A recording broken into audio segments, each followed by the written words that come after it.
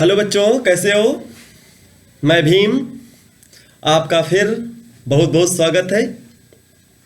कुछ बच्चों की शिकायत थी कि सर विद्यालय का नाम नहीं आ रहा है, तो मैं बता दूं, ये क्लासेज दया शिक्षा निकेतन इंटरमीडिएट कॉलेज भदोखर रायबरेली द्वारा चलाई जा रही हैं, जिसमें हमारी सभी टीचर्स टीम जुड़ी हुई है, आपके लिए प्रयासरत है, पूरी तरह से कार्य कर रही है। आपके लिए हर सब्जेक्ट की कोशिश की जा रही है और पहुंचाई जा रही है आपके तक। ठीक है, तो ये भी आपके जो साथी लोग अभी नहीं जुड़े हैं उनको जोड़ने की कोशिश करिए या उनकी हेल्प करिए, नोट्स दे दीजिए। ठीक है, तो उनसे कुछ आपका लगाव हो जाएगा और उनका भी कार्य आपके साथ चल जाएगा।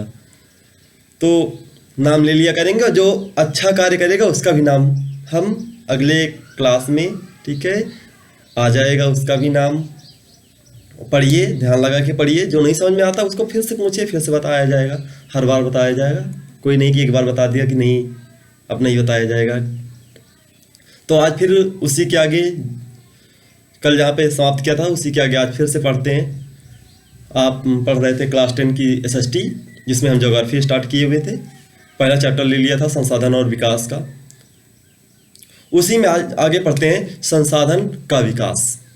संसाधन, ये जो संसाधनों का विकास हुआ है, संसाधनों का विकास कैसे हुआ। तो संसाधन बताया तो आपको पहले बता दिया कि सभी के सभी क्या है, प्रकृति की देन है। जितने महत्वपूर्ण हमारे हैं संसाधन, सभी प्रकृति की देन है। ठीक है, लेकिन इसका जो प्रयोग हो रहा है, उपयोग हो रहा है, अंधाधुंध हो रहा है, लालचवश है, अत्यधिक स्टॉक है, सब इसकी वजह से क्या हो रहा, इसमें सभी में सभी क्या आ रही है, असमानता आ रही है। संसाधनों के विकास तो हो गए, लेकिन इसमें असमानता आ रही है। तो इससे क्या हो रहा है कि सभी लोगों तक पहुंच नहीं पा रहा है, और इसी की वजह से जब ज्यादा से ज्यादा प्रयोग तो हो रही है, तो इससे वैश्विक बहुत समस्याएं आ रही हैं, पारिस्थितिकी समस्याएं आ रही है, जिसमें वैश्विक तापन है, जिसे ग्लोबल वार्मिंग भी बोला जाता है। ओजोन परत ह्रास हो रही है, ओजोन परत नष्ट हो रही है हमारी, पर्यावरण प्रदूषण बढ़ रहा है और भू निम्नीकरण हो रहा है। तो इस सभी चीजों को ध्यान देने की जरूरत है कि संसाधन हमारे पास हैं, उनका हम तभी उपयोग करें जब हमें आवश्यकता हो और अत्यंत आवश्यकता हो। कभी कभी होता है कि हम बहुत सारी चीज़ें ऐसी होती हैं, ऐसे चल रही हैं, हमारा उपयोग नहीं है, फिर भी वो चल रही हैं, तो इससे क्या होता है, हमारा भी लॉस होता है और पर्यावरण का भी नुकसान हो रहा है। तो इसका भी ध्यान रखा जाए। तो संसाधनों के विकास। इसके बाद हमारा दूसरा टॉपिक आता है सतत पोषणी विकास। सतत पोषणी विकास का मतलब ये है कि ऐसे विकल्प से है जिससे पर्यावरण को क्या हो, पर्यावरण को नुकसान ना पहुंचे, पर्यावरण को नुकसान ना पहुंचे, क्षति ना हो।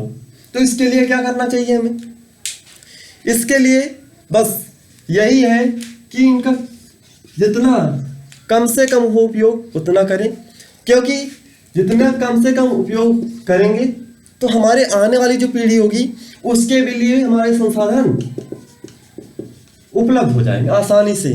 ठीक है, ये सतत पोषणी विकास का मतलब ये है कि जो हमारे आने वाली पीढ़ी है उसको भी पर्याप्त संसाधन मिलते रहे। ठीक, तो इसी पे जून 1992 में, ठीक है, जून 1992 में रियो डी जेनेरियो, ब्राजील का शहर है, Rio de Janeiro, Rio de Janeiro, Rio de Janeiro में संयुक्त राष्ट्र पर्यावरण, ठीक है, ये कहाँ का शहर है, ब्राजील का शहर,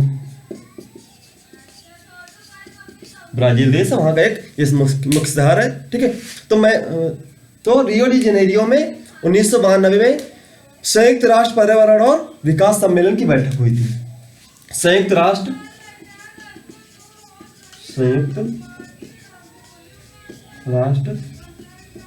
और पर्यावरण, संयुक्त राष्ट्र और पर्यावरण और विकास सम्मेलन, विकास सम्मेलन, ठीक है।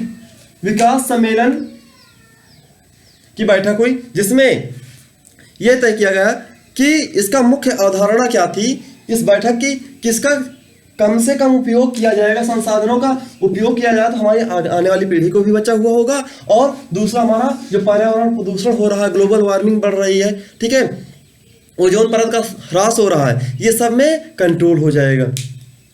इसी के बाद सहमति जब बन गई 21वीं शताब्दी में इसी के लिए एजेंडा 21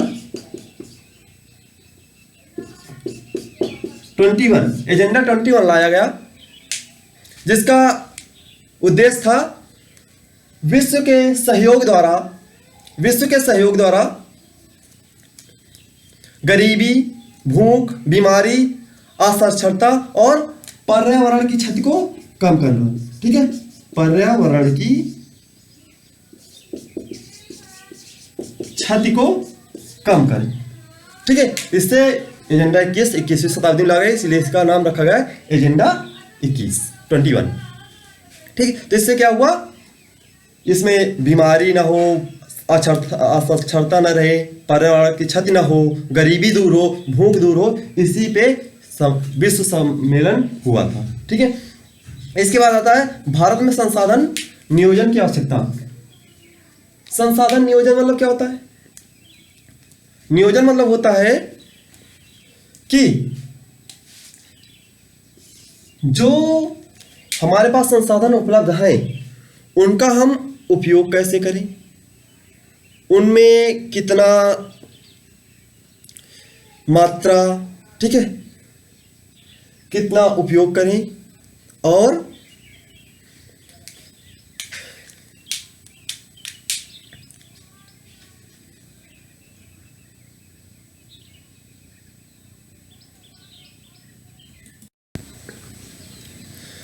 ठीक। तो क्या करना है, संसाधनों का नियोजन कैसे करना है?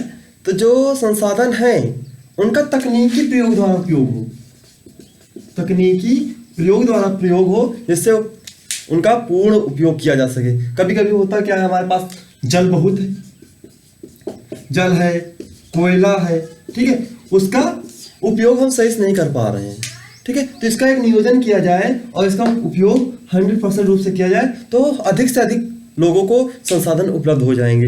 इसके बाद अगला हमारा आता है संसाधनों का संरक्षण।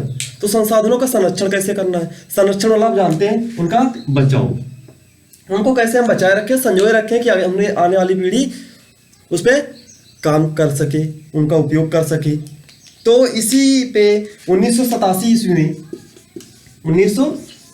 ईस्वी में ब्रंटलैंड कमीशन रिपोर्ट आई थी। ब्रंटलैंड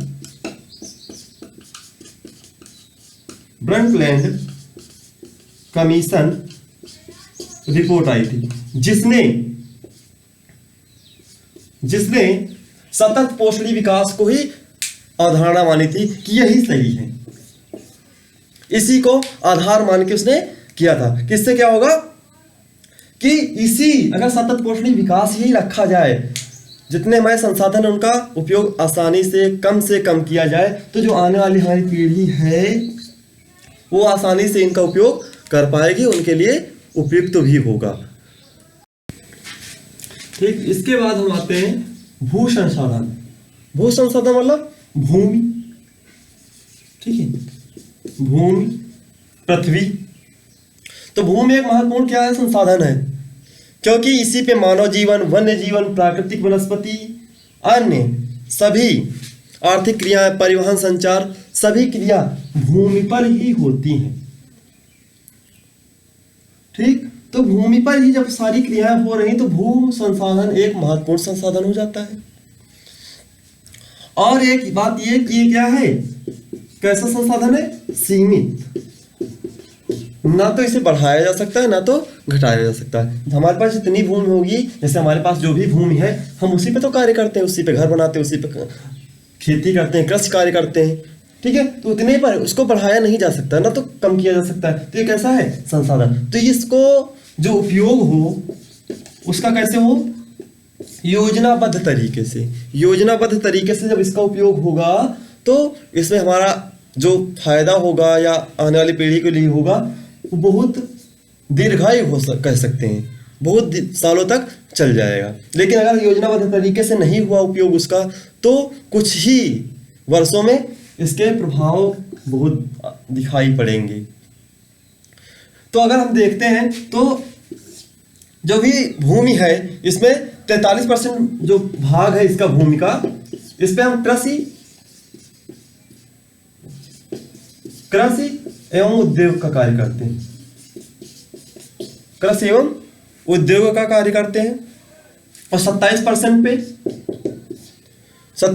पे पठार हैं, ठीक है, पर्वत पठार हैं, जिन पे क्या होता है हमें जीवाश्म मिल जाता है, पत्थर मिल जाता है, ईंधन मिल जाता है, वनों का अपार भंडार भी है उसी पे। और 30% जो भाग है वो पर्वत है, ठीक है, 30% भाग क्या है, पर्वत है, जहां से नदियां मुख्यतः क्या होती हैं, नदियां का प्रवाह होता है और वहां से हमें नदियां आसानी से मिल जाती हैं, जिससे हमारा प्राकृतिक या पर्यावरण संतुलित रहता है। इसके बाद विशेषताएं भूमि की देख लेते, थोड़ा बहुत पता भी है आपको भूमि की विशेषताएं क्या है। तो भूमि की विशेषताएं क्या है, बताया, पहला सीमित क्षेत्र है, इसका उपयोग भी योजनाबद्ध तरीके से किया जाना चाहिए क्योंकि सीमित है। दूसरा निःशुल्क है, जो भूमि है प्रकृति द्वारा निःशुल्क प्रदान है, प्रकृति द्वारा निःशुल्क हमें प्रदान की गई है। फिर इसका अनाशवान, ये कभी नष्ट नहीं हो सकती, इसमें क्या उर्वरता की कमी या अधिकता हो सकती है, वो हम अपने हिसाब से कर लेते हैं। इसके बाद अचल अथवा गतिहीन, अचल अथवा गतिहीन मतलब ना तो ये चल सकती, एक स्थान से दूसरे स्थान पर जा सकती, नहीं जा सकती, तो अचल है।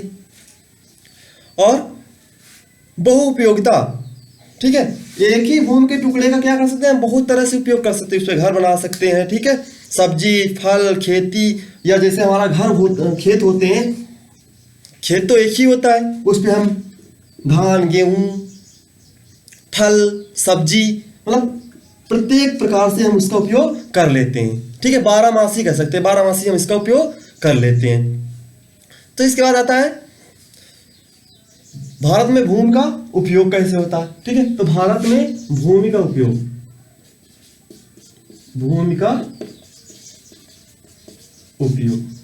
भारत में भूमि का उपयोग कैसे होगा, तो जो भी इसका क्षेत्र बताया आपको 32,87,263 वर्ग किलोमीटर है, ठीक है, 32,87,263 वर्ग किलोमीटर है। तो इसका जो भाग है सिर्फ हमें 92.2%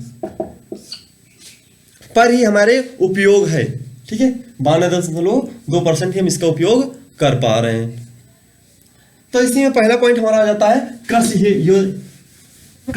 हेतु भूमि।